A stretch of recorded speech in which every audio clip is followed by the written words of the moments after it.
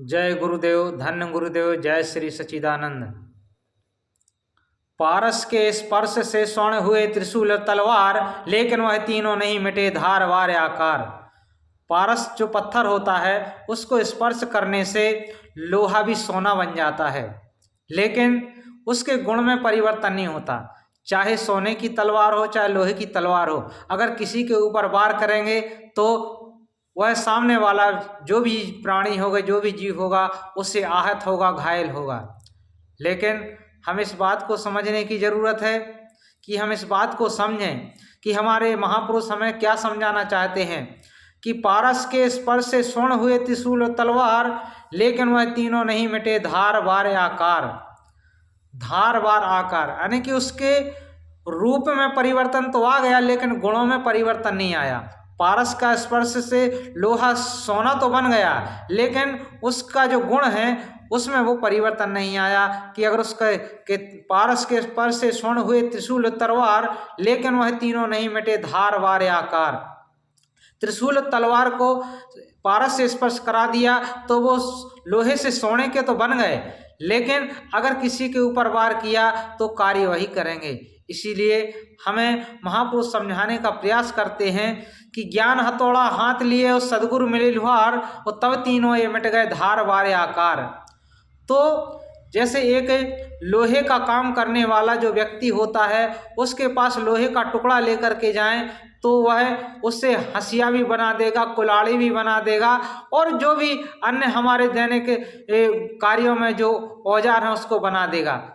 तो इसी तरह जो सद्गुरु होते हैं, हम जब संसार के कर्म कांडों में फंसे रहते हैं, हम नेगेटिव ऊर्जा में फंसे होते हैं, लेकिन हम जब सद्गुरु की शरण में जाते हैं, पूर्ण महापुरुष की शरण में जाते हैं, तो हमारे जीवन में वो परिवर्तन लाने का काम करते हैं और हमें काग से हंस बनाने का कार्य कर देते हैं। इसलिए कहते हैं कि पहले यह मन काग था और करता जीवन घात, और अब तो मन हंसा भया और मोती चुक चुक खात।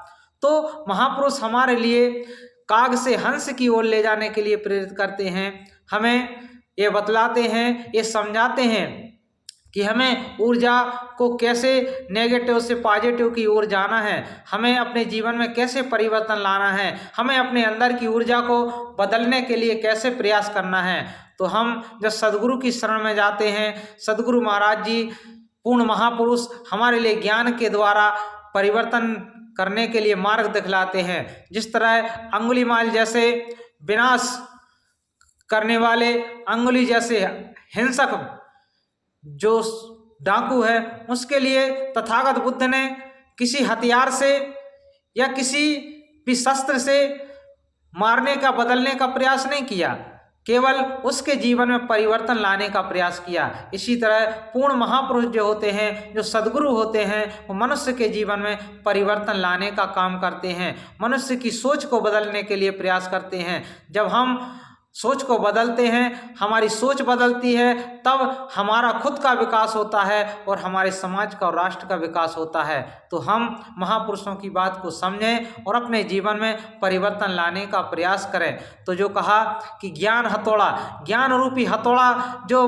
गुरु महाराज जी पूर्ण महापुरुष हमारे लिए, हमारे खुद अंदर चलाने का जो तरीका बताते हैं, हमें कैसे उस ज्ञान रूपी हथौड़े का प्रयोग करना है, उस मार्ग पर चलने के लिए प्रेरित करते हैं, मार्गदर्शित करते हैं, तब हमारे जीवन में परिवर्तन आता है।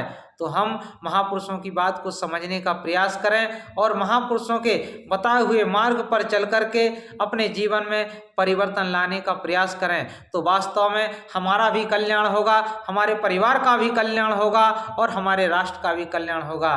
तो हम इन बातों को समझकर और अपने समाज, राष्ट्र के हित को ध्यान में रखते हुए, इन विचारों को अनुकरण करते हुए आगे बढ़ें। इन्हीं शब्दों के साथ अगले वीडियो में फिर मिलेंगे। सभी धर्म प्रेमी बंधुओं, सभी देशवासियों, समस्त विश्व मानव जाति के लिए, सभी मानव समुदाय के लिए जय भीम, जय भारत, जय संविधान, वंदे मातरम, जय गुरुदेव, धन्य गुरुदेव।